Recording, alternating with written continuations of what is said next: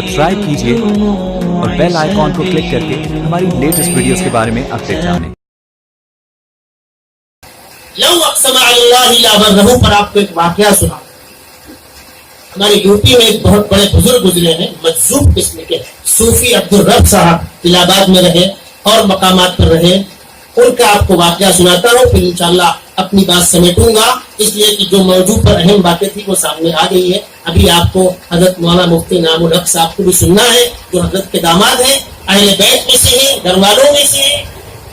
सूफी अब्दुल रब साहब जब तक हाथ पैर चलते रहे, जहां रहे सरापा दावत, जहां गए सरकारी डिपार्ट में हर जगह इस्लाम का पैगाम पंफलेट देना।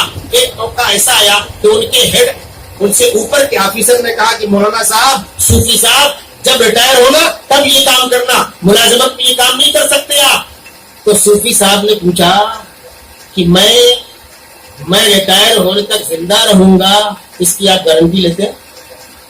जो आप सुन रहे हैं, ऑफिसर क्या कह रहा है, ये सब तमाशेबाजी रिटायर होने के बाद करना। तो पूछ रहे हैं मैं रिटायर होने तक जिंदा रहूंगा, इसकी आप गारंटी लेते हैं? तो वो खामोश हो गया।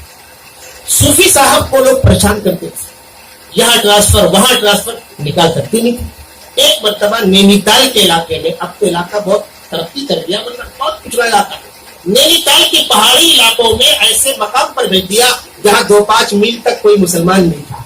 सूफी अब्दुल रब साहब मौलाना मंजूर नोमानी के पास लखनऊ, और कहा हजरत मैं जानता हूं मुझे क्यों परेशान किया जा रहा है, लेकिन मुझको सारा गम बर्दाश्त है, तमाम तकलीफें बर्दाश्त है, मैं अल्लाह के लिए कर रहा हूँ और जिंदगी का एक एक लम्हा मैंने अल्लाह के लिए वक्फ कर रखा है। हजरत इन नालायकों ने इस मरतबा मेरा ट्रांसफर ऐसे इलाके में कर दिया जहाँ दूसरा कोई मुसलमान नहीं है, और हजरत मैं जमात की नमाज से महरूम हो जाऊंगा। ये कहते हुए सूफी साहब पिलक पिलक के रोने लगे और कहने लगे मौलाना आप गवाह रहिएगा, मैं अपने खुदा से कहता हूँ, ए खुदा, मैं नौकरी छोड़ दूंगा, वहां नहीं जाऊंगा जहां मुझको जमात से नमाज पढ़ने का मौका नहीं मिले। दूसरे दिन आर्डर कैंसर, मौलाना मंजूर नोमानी खुद लिखते, ये है वो लव अक़सम अलल्लाहि ला बर्रहु, मचल दिया बंदा तो फिर अल्लाह ने भी उसकी लाज रखी। ये है सब्र का मकाम, ये है अल्लाह वास्ते काम करने का मकाम। और मैं बहुत साफ अल्फाज में कह रहा हूं, हम एक काम करते हैं, खिदमत का एक सवाब और उस पर अगली बातें सुनने का दोहरा सवाब।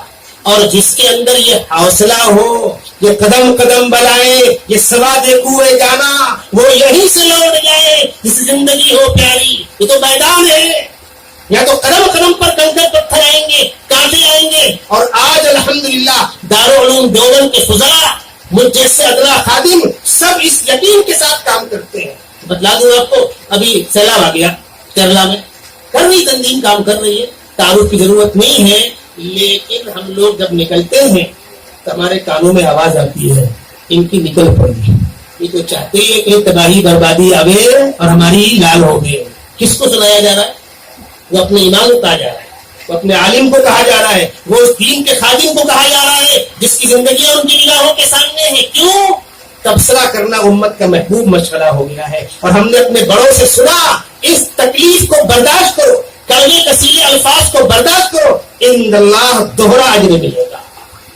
अल्लाह के नेक बंदों ने हमेशा दीन की खिदमत इसी यकीन के साथ की।